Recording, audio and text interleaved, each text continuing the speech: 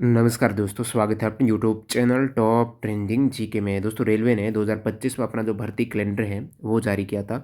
उसके मुताबिक उसको फॉलो किया जा रहा है और आज एक और भर्ती का इंडेंट लेटर यहाँ पर जारी हो चुका है। और उसमें भर्ती की बात करेंगे तो 70% वैकेंसीज कम हो चुकी है प्रीवियस उस पर्टिकुलर वैकेंसी से।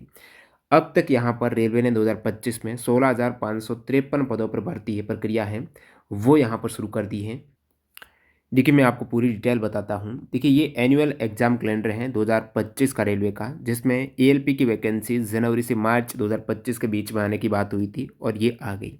उसके बाद अप्रैल से जून के बीच में टेक्नीशियन की वैकेंसीज आने की बात हुई थी और इसके भी 28 जून से फॉर्म स्टार्ट हो रहे, ये भी आ गई। नेक्स्ट यहाँ पर इस एग्ज़ाम कैलेंडर में जुलाई से सितंबर में आपकी एनटीपीसी, जेई और पैरामेडिकल वैकेंसीज़ की बात हुई थी। और आज यहाँ पर जो इंडेंट लेटर आया वो पैरामेडिकल कैटेगरी वैकेंसीज़ का है। और इसकी प्रक्रिया भी इंडेंट लेटर के लगभग 20 दिन बाद यानी जुलाई में स्टार्ट होने वाली है, ये भर्ती भी एज़ पर कैलेंडर। उसके बाद जुलाई, अगस्त, सितंबर में ये जो पेंडिंग जेई है एनटीपीसी की इंडेंट लेटर, उसके बाद वैकेंसीज आने की संभावना बढ़ जाती है। अब बात करते हैं रेलवे अब की बार वैकेंसीज में कितनी कुछ कटौती कर रहा है। एएलपी में कितनी हुई, टेक्नीशियन में प्रीवियस वैकेंसी से कितनी हुई, और आज जो पैरामेडिकल कैटेगरी का इंडेंट लेटर आया वो क्या बताता है।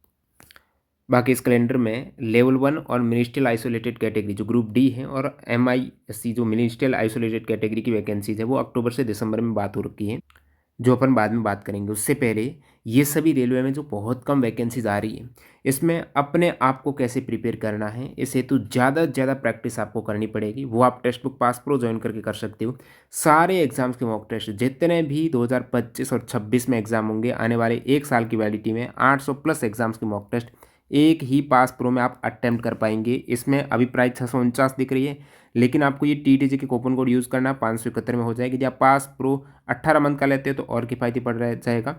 बाकी pass pro max text books का एक और नया फीचर यहाँ पर ऐड हुआ है, जिसमें आपको स्टडी नोट्स मिल जाते हैं और 10,000 प्लस है। रियल टाइम डाउट पूछ सकते हो। रैंकर्स टेस्ट सीरीज यहाँ पर थोड़ी टफ लेवल की रहती है। तो ये आप पास प्रो ज्वाइन करके सारे एग्जाम जो लेटेस्ट 2024 में 25 में रेलवे के हुए हैं उनके भी मॉक टेस्ट अटेम्प्ट कर पाएंगे। फिलहाल जो यहाँ पर इंडेंट लेटर सामने आ रहा है, इससे पहले आपने एएलपी का टेक्नीशियन का देखा, सेम उसके अकॉर्डिंग ही वैकेंसीज आई है।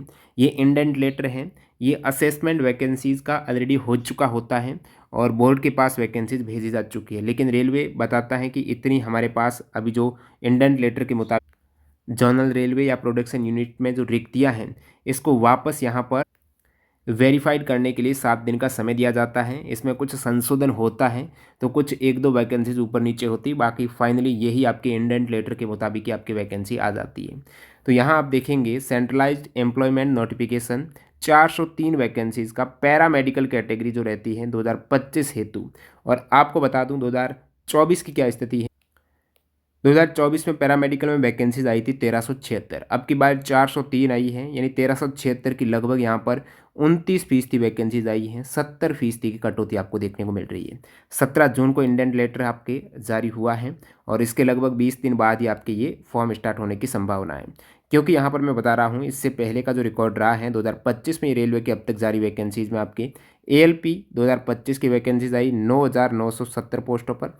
इससे पहले एएलपी 2024 की थी 18,799 पोस्टों पर। तो यहाँ पर देखेंगे 18,799 की यहाँ 53% वैकेंसीज आ गई है 2024 में, जो लगभग आप कहेंगे 47% कटौती हुई है। ये 20 मार्च को एएलपी का इंडेंट लेटर आया था और 12 अप्रैल से आपकी फॉर्म स्टार्ट हो गई थी। तो देख सकते हो विद इन 20 डेज आपका प्रक्रिया स्टार्ट हो गई इंडेंट लेटर के बाद। इसी प्रकार से टेक्नीशियन में भी आप देखेंगे तो 14,298 2024 में वैकेंसीज थी और 2025 में वैकेंसीज आती हैं 6,180। 43% यहाँ पर वैकेंसीज प्रीवियस वैकेंसीज की। तो आप देखेंगे लगभग 57% की कटौती।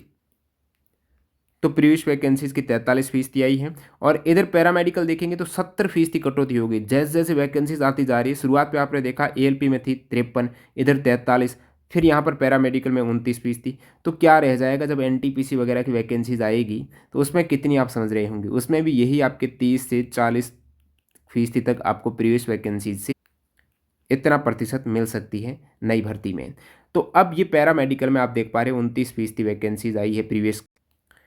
इसमें भी अलग अलग टाइप की पोस्ट होती है, 7 टाइप की पोस्ट है इसमें। जब आप मैं नीचे आपको बताऊंगा इस वैकेंसीज में जब आप आरआरबी वाइज देखेंगे ना वैकेंसीज, आरआरबी में भी पोस्ट वाइज देखेंगे तो कितनी वैकेंसीज रह जाती है, 6। ये तो पे लेवल है, 2 3 1 6 38 है। कहाँ देखिए, ये आपका नर्सिंग सुपरिटेंडेंट की ज़्यादा वैकेंसीज है, इन सभी में नर्सिंग सुपरिटेंडेंट की 246 पोस्ट है। तो इनमें थोड़ी बहुत आपको 10 12 15 दिख रही है, बाकी सभी में देखेंगे ये 10 से नीचे ही विद इन 1 फिगर की आपके वैकेंसीज हैं। ये आरआरबी वाइज देखेंगे तो क्या कुछ रह जाएगा इस वैकेंसीज में, क्योंकि यहाँ पर आप देखेंगे डायलिसिस टेक्नीशियन पोस्ट है, इसमें टोटल 4 पोस्ट है, तो कुछ आरआरबी में ही होगी ये 4 पोस्ट है। ईसीजी टेक्नीशियन की 4 पोस्ट है, लैब असिस्टेंट की 12 पोस्ट है, नर्सिंग की सबसे अधिक 246 है, और फार्मासिस्ट की 100 पोस्ट है, रेडियोग्राफर की एक्सरे जो टेक्नीशियन है उनकी 4 है, हेल्थ एंड मलेरिया इंस्पेक्टर की 33 पोस्ट है। इस प्रकार कुल मिलाकर 403 है। लेकिन जब आरआरबी वाइज यही वैकेंसीज होगी, क्योंकि इन्होंने आगे क्या दिया है कि विद इन 1 वीक आपको कोई संशोधित रिवाइज्ड इंडेंट लेटर है वो भिजवाना है, उसके अकॉर्डिंग ही आपकी वैकेंसीज आने वाली है। तो ये आपकी ओवरऑल जब देखेंगे आप जोनल रेलवे या फिर प्रोडक्शन यूनिट वाइड वैकेंसीज, तो बहुत ही कम रह जाती हैं। इवन यहाँ पर सैकड़ा सैकड़ा क्या, दाही अंक, दाही से कि कम, काफ़ी में इकाई अंक में आपके वैकेंसीज यहाँ पर देखने को मिल रही है। तो धीरे धीरे वैकेंसीज कम हो रही, कारण क्या है, क्योंकि ये ईयरली बेसिस पर ट्राई कर रहे हैं, हर साल वैकेंसीज लाने का इनका जो कैलेंडर है उसके मुताबिक यहाँ पर फॉलो किया जा रहा है। अब तक जो तीनों ही भर्ती प्रक्रिया जारी हो चुकी है, एएलपी की हो गई, टेक्नीशियन की हो गई, अब ये पैरामेडिकल की एज पर कैलेंडर है। लेकिन भर्तियाँ तो आ जाती है कैलेंडर के मुताबिक। बात करते हैं एग्ज़ाम की, तो पता नहीं है ग्रुप डी का अभी तक, एनटीपीसी ग्रेजुएट का चल रहा है, अंडर ग्रेजुएट 12th का अभी तक नहीं हुआ है। तो ये सभी कहीं ना कहीं जो कैलेंडर फॉलो हो रहा है वो उसमें भर्ती में ही नहीं, अपितु एग्ज़ाम का कैलेंडर जब फॉलो होगा ना, तब ये चीज़ें हैं वो सक्सेस हो पाएगी, धरातल पर काम आएगी। नहीं तो भर्ती आती जाएगी, अटकती जाएगी, प्रक्रिया कंप्लीट होती नहीं, CBT 1 CBT 2 इस प्रकार पूरा प्रोसेस है, लंबा चला जाता है। एसएससी में विद इन 1 ईयर कंप्लीट हो जाती है। इस प्रकार यदि रेलवे में हो जाए तो बात बने। तो इस हेतु एक तो रेलवे द्वारा जो आरआरबी वाइज वैकेंसी जारी की जाती है, इसमें ही गड़बड़ हो जाती है। एक साथ यदि वैकेंसीज आए ना, आरआरबी को प्राथमिकता दी जाए ना, भाई पहली प्राथमिकता पर कौन सी आरआरबी है, तो और अच्छी बात बन जाए।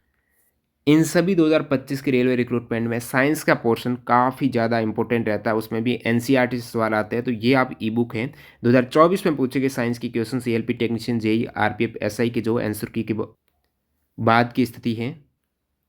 ई बुक फॉर्मेट एनसीईआरटी के चैप्टर वाइज आप डाउनलोड कर सकते हो, लिंक डिस्क्रिप्शन बॉक्स में है। बाकी आप टेक्नीशियन ELP ग्रुप डी को फॉलो कर रहे हो तो साइंस का ये कोर्स आपके लिए किफ़ायती रहेगा। एज 2024 में रेलवे के एग्जाम हुए उसके मुताबिक इसको डिज़ाइन किया गया है। तो सभी की लिंक डिस्क्रिप्शन बॉक्स में, आप ऐप इंस्टॉल करके ये ज्वाइन हो सकते हो। तो TTG के कूपन कोड यूज़ कर लेना। मिलते हैं नए वीडियो में, धन्यवाद।